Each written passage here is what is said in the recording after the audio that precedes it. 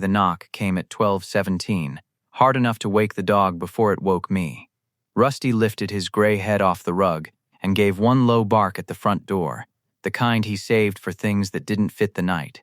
I was half asleep on the couch, with the TV still going a baseball recap from a game that had ended hours ago, and rain was coming down hard enough to sound like somebody throwing handfuls of gravel against the glass.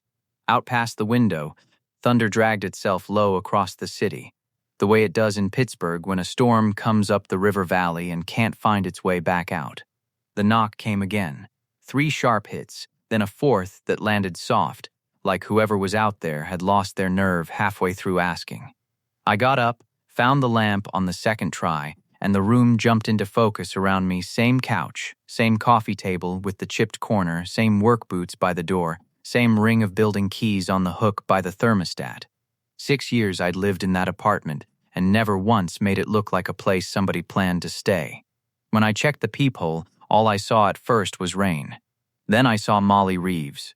She was standing in the hallway in a soaked green coat, her hair plastered down one side of her face. One hand wrapped white knuckle around the strap of a canvas bag, and the other pressed flat against her ribs like she was holding herself together from the outside. My neighbor from across the hall. The one who said good morning like she meant it. Even the mornings I only managed to nod back. I opened the door. "Molly?" She looked up at me, and whatever she'd planned to say just left her. Water dripped off the ends of her hair onto the hallway carpet. "I'm sorry," she said, and her voice came out small, not weak, just small, like she'd folded it down to fit through the gap in the door. "Are you hurt?" She shook her head fast. "No, I'm not hurt. Did something happen at your place?" "A leak. The power, no. Nothing's wrong with the apartment." She said it and then looked like she regretted how it sounded, because it left nowhere to hide. I looked past her down the empty hall. The old fixtures buzzed. Rain hammered the stairwell window at the end. Nobody else had so much as cracked a door. Rusty came and leaned his whole arthritic body against my shin, then looked up at her and thumped his tail once, because Rusty remembered anybody who'd ever been kind to him or dropped a piece of food, and Molly had done both. "Come in," I said. "You're soaked through." She hesitated, and that hesitation told me more than the knock had. She'd made it the whole way across the hall in the storm, and still, walking through the door was the hard part. Then she stepped inside, and the place felt different the second she did. Not warmer exactly, just occupied in a way it usually wasn't. I got her a towel off the bathroom shelf. She held it but didn't use it, just stood there in the middle of my living room with water running down the side of her face. And I honestly couldn't tell anymore what was rain and what wasn't. "What happened?" I asked her again, quieter. She looked at the towel in her hands a long moment. Then she said the thing that kept me up well after the storm blew itself out. I couldn't be alone tonight. That was all of it. No story, no build-up, just a woman standing in my living room past midnight, soaked to the skin, telling the truth so plain there was nowhere for either of us to put it down. I didn't have the first idea what to do with honesty like that. I knew what to do with a stuck window, a tripped breaker, a smoke detector chirping at 3 a.m, a college kid who'd flushed something that should never have met plumbing. I did not know what to do with a person standing in my doorway saying lonely out loud. So I did the one thing I knew how to do when I didn't know what else. I went and made coffee. I'd been the maintenance supervisor for a row of old brick buildings on the north side for going on 9 years, and I lived in one of them because it made a kind of sense I never looked at too closely. I told people it was convenient. The truer version was that after the divorce I didn't want another house, didn't want a yard that reminded me of Saturdays I used to have, didn't want neighbors who'd known me back when I was half of something. Apartment 3A was small and quiet and easy to walk out of without anybody noticing. That was the whole appeal. It turned out to be the whole problem too, but it took me a while to see it. My job was simple, and I liked it simple. A pipe leaked, I fixed it. The front steps iced over, I was out there with the salt before the first shift left for work. Mrs. Delgado in 2A locked herself out twice a month, and I had the spare key. The thing about a job like that is, it gives you a clean shape to your days. Somebody hands you a problem with an actual end to it, and you make it go away. And for a minute you feel like you're worth the space you take up. A hinge squeaks, You oil it. A bulb burns out, you change it. Half the time when people called me up about a noise in the wall or a draft they swore was new, what they actually needed was 5 minutes of another human being standing in their kitchen. I got pretty good at telling the difference. I just never once aimed that particular skill at myself. Lauren used to say I was good to everybody except the people who wanted me close. She said it the last winter we were married, in the kitchen of the little house we'd bought up in Brighton Heights, back when I still believed you could hold a marriage together if you fixed enough things inside the walls of it.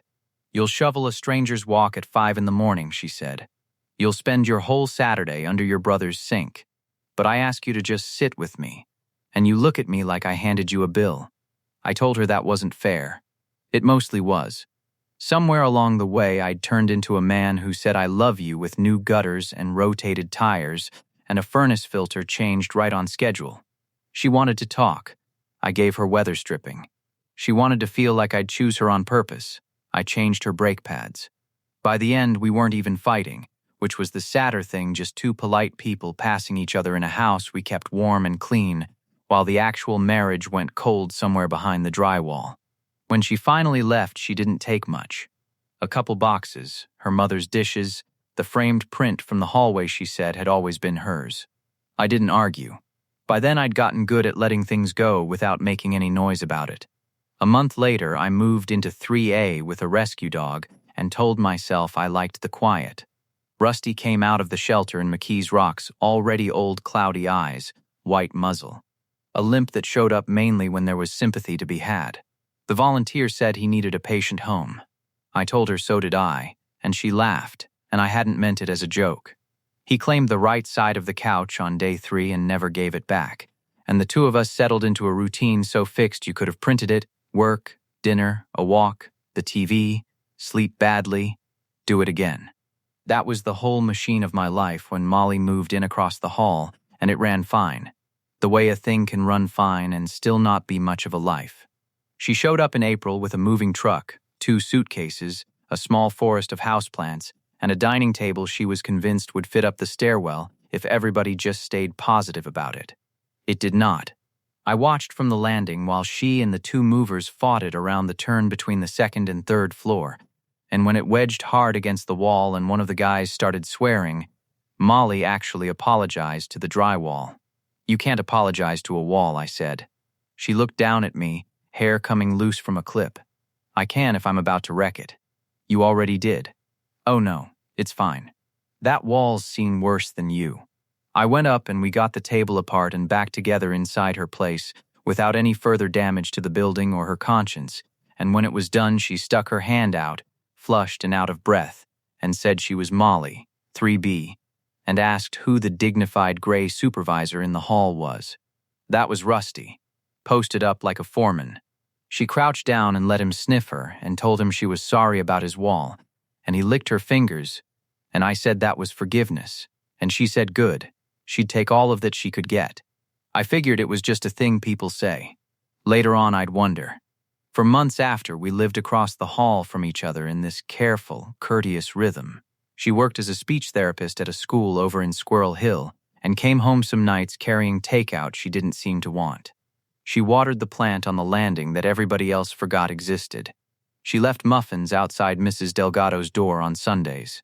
She always said hi to Rusty before she said hi to me, and when I pointed that out once she said he looked happier to see her. And I said he was easier to impress, and she said so were most men, in her experience, and I almost laughed. She caught the almost. That was the thing about Molly, she noticed the almosts. She asked me to look at her window lock one time, and I fixed it, and she brought over banana bread, and I told her she didn't have to. And she said she knew. That's why it was called a thank you. A few weeks later, her sink backed up, and I cleared it, and she offered coffee, and I said I had rounds to finish. I didn't have rounds to finish. I just didn't have a reason to stay. And not having a reason to stay had become the same thing in my head as a reason to go. She never pushed about it, which made it easier to keep leaving. That went on right up until the night she knocked. I poured 2 mugs and brought her one, and I sat in the chair across from the couch instead of next to her, because that felt like the decent thing to do, space being its own kind of kindness at that hour. She wrapped both hands around the coffee and didn't drink it. Her fingers were trembling, just a little. Rusty climbed half onto her foot and laid his chin on her ankle, which is what he does when he's decided you need watching. We sat there a minute listening to the rain run through the gutters and off the fire escape. "Your apartment's really okay?" I asked. "No leak, no, it's fine. Nothing's wrong with it." She turned the mug in her hands. "My divorce was final today. I didn't move." Oh, which was a stupid thing to say. But sometimes the better words are all standing too far back to be any use. I knew it was coming. I signed everything last week. The lawyer called this morning, and I said thank you like she'd dropped off a package. She gave a small, strange laugh that didn't make it all the way out. Then I went to work, helped a 7-year-old with his R sounds, ate lunch in my car, came home, and I thought I was fine. I'd learned something from working on old buildings, which is that when a thing starts to creak, you don't always rush in to tighten it. Sometimes you stand still and you listen first. So I waited. "He came by while I was at work," she said. "He still had a key until today. Picked up the last of his stuff, some tools out of the hall closet, his records, the camping gear we bought and used exactly once because he hated sleeping outside but liked the idea of being a man who did." Her mouth tried for a smile and missed. "And when I got home, there was nothing wrong. That was the whole thing. No broken glass. No note. No fight. Just space, where his things used to be." She finally looked up at me. "And the quiet was so loud, Ben. I can't explain it any better than that. The quiet was so loud I couldn't stand to be in the same room with it." I knew exactly the quiet she meant. The kind that presses on your ears. The kind that proves a person can leave a room louder than any fight ever filled it. "So you came over," I said. I tried to sit with it first. Made tea. Cleaned the bathroom for no reason at midnight. Then the storm got bad and the lights flickered and I put my coat on and I didn't even grab an umbrella, I just opened my door and went. She looked down at her wet sleeves like she was surprised to find them there. I made it to the front steps before I realized I didn't actually have anywhere to go. "You could have knocked before the front steps." "I know, why didn't you?" Her eyes went to Rusty, then to the floor, then back to me. I was trying real hard not to need anybody. There it was, the sentence under the sentence. I knew that one too. I leaned back. "That's a rough habit to break." "You speaking from experience?" I drank some coffee instead of answering, and she caught that the same way she caught everything. Rusty lifted his head and gave me a look like even the dog found me a little disappointing.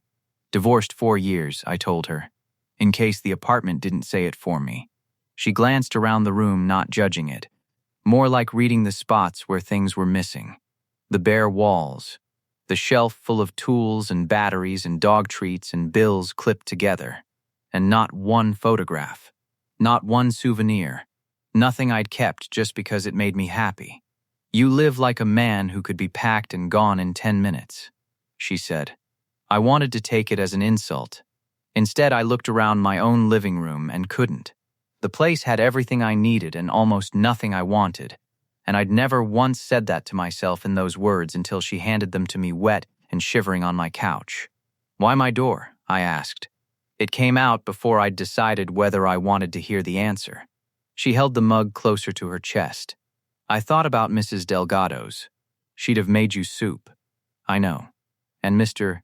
Kirby would have panicked and called 911, and the boys upstairs are out of the question." A breath. "I picked your door because I knew you wouldn't make me explain myself before you let me in. That landed somewhere I wasn't ready for. And then she made it worse. And because you notice when people need something," she said, "but you never once make them feel small about needing it. There's a difference. Most people who help you, you can feel them keeping score. You don't do that. I didn't have anywhere to put that. Complaints I could handle. A complaint comes with instructions. A thing like that just sits in the air waiting to be believed. I'm not that nice," I said. I didn't say nice. I said safe. The room changed after that word. Not into anything romantic. It was too late, and we were both too worn down for that. It changed the way a room changes when somebody sets something fragile on the table between you and trusts you not to knock it off. I looked at Rusty, asleep now with his head across her foot. "He trusts too easy," I said. "No," she said. "I think he learned it off you." Script story Dex 20B, that one I couldn't answer at all. And because I couldn't, and because I'd spent 4 years being a man who fixed things rather than felt them, I told her something I'd never said out loud to a living soul. For a long time, I said, I figured being useful was the only reason anybody kept me around. You're handy. People keep you near. The day the furnace stops needing you, you find out where you really stand. I turned the mug. Lauren tried to tell me that wasn't how it worked. I didn't believe her till it was too late to matter. Molly was quiet a second. I spent 2 years lonely sitting right next to a man, she said. He wasn't cruel. He never hit me. Never cheated that I know of. He just couldn't stand anything he couldn't control, including how easy I laughed at other people. I kept waiting for something bad enough to make the leaving okay. She looked at me. Nobody warns you that you can rot a whole life quietly. No fire. No flood. Just politeness, and a house going cold in the walls. You don't need a dramatic reason, I said. If you were lonely sitting next to him, that counts. That's reason enough. She blinked hard and looked down at the coffee, and for a while neither of us said anything, and the rain eased off the windows into something softer, and that was somehow the most either of us had told the truth in years. Around one, I dug an old pirate's sweatshirt out of the closet, soft and faded from 100 washes, and a pair of sweatpants that were going to swallow her, because she was still shivering, and her coat had left a dark stain spreading on the rug. She said she couldn't take my clothes. I said she could if she was freezing, which she was, and that we were well past that point. She'd knocked on my door at midnight in a thunderstorm. That got the first real laugh out of her. Small, but it stayed in the room after it ended. She changed in the bathroom while I hung her coat over a chair by the radiator and mopped up the water by the door. And when she came out, the sweatshirt hung halfway to her knees, and she looked down at herself and said she looked like she'd lost a bet. Probably to Rusty, I said, and he thumped his tail without opening his eyes. She sat back down, further onto the couch this time, feet tucked up under her, and we talked. Not in some smooth movie way where people confess the right things in the right order. We circled stuff. We drifted. We started with the building, the easy things, Mrs. Delgado leaving her Christmas lights up till March, Mr. Kirby convinced the mailman was stealing his catalogs, the time the boys in 4C called me about their exploding sink that turned out to be a pot of ramen left under a running faucet. She laughed at that one until there were tears in it, and then, with no warning, the tears were just tears. And I got up and set a fresh paper towel by her hand and didn't touch her until she reached for it. I told her more about Lauren than I'd planned to. How the marriage ended without ever really blowing up. How Lauren got remarried last year, and how it hadn't hurt that she remarried so much as that she looked happy in the picture. Molly didn't rush in to make that feel better. She just said, "That makes sense." And I didn't realize until right then how badly I'd needed somebody to let an ugly feeling stand there and make sense without trying to talk me out of it. Sometime around 4, I woke in the recliner and saw her awake on the couch, staring at the ceiling. "You okay?" I asked, and she turned her head and said, "I don't know." And I told her that was a better answer than pretending yes, and she gave me this tired, soft look in the lamplight and said, "Is this the thing you do? Make room for people to not be okay?" I looked at Rusty's head hanging off the edge of the couch and said I was a lot better at it when it was somebody else. And she said, "Yeah, me too." Morning came in gray and washed out, the storm gone, branches down along the curb, the whole street looking a little embarrassed about how loud it had been. Molly sat up before 7, my sweatshirt still on, her hair dried into a mess, her face tired, but not so broken as the one that had been standing in my hall.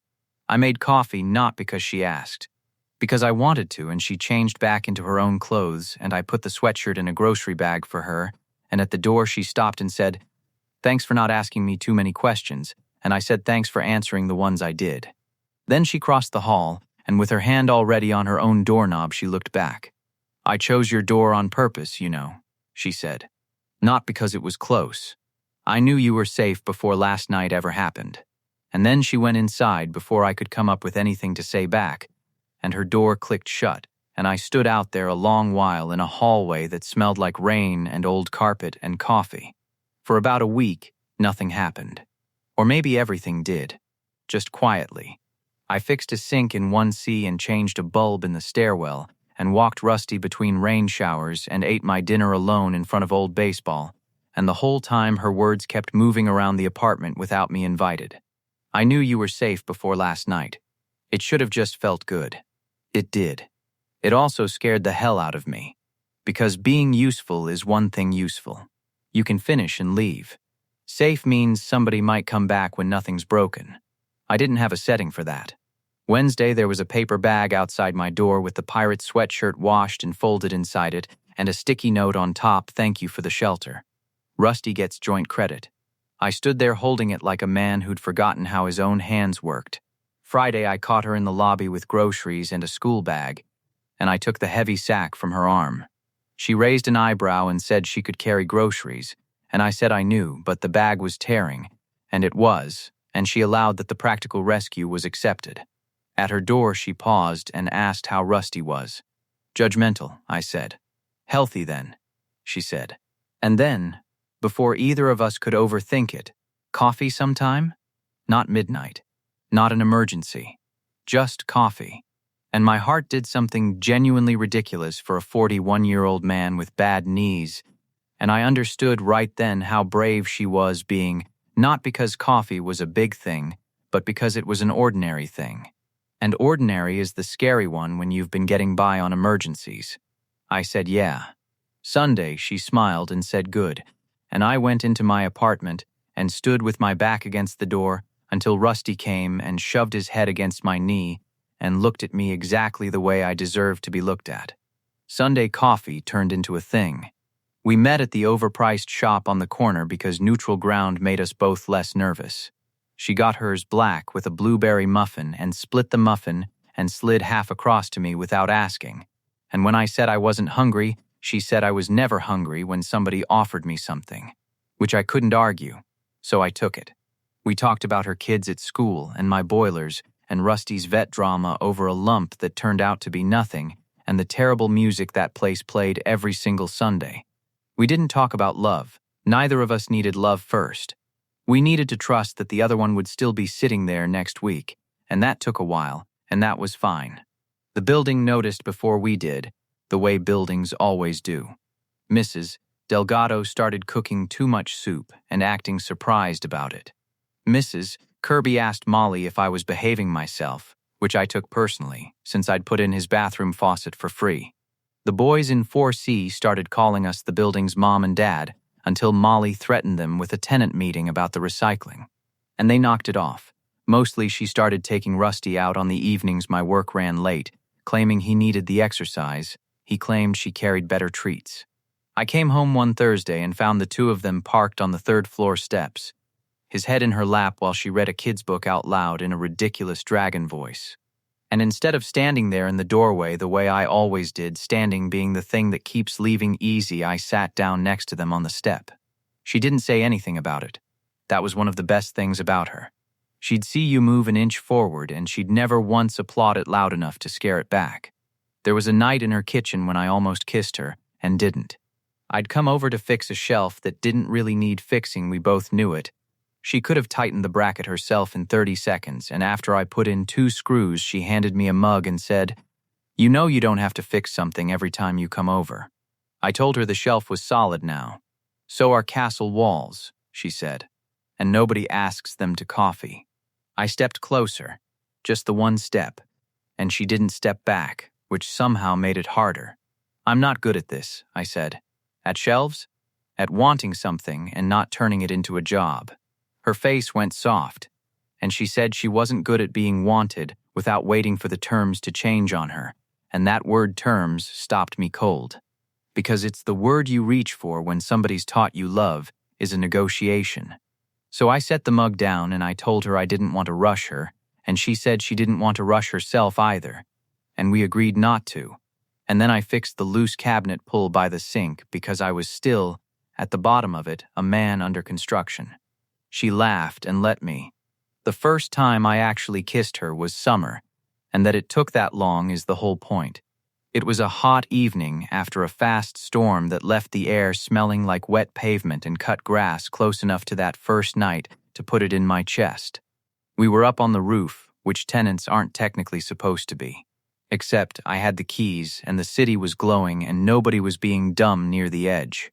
Rusty had stayed downstairs. Too many stairs for an old king. Molly stood next to me looking out at the lights and the dark seam where the rivers ran. And she said, I almost didn't knock that night. I stood out there in the rain telling myself I was being ridiculous. I said she had been, a little, and she laughed and admitted it, and I told her I was glad she was.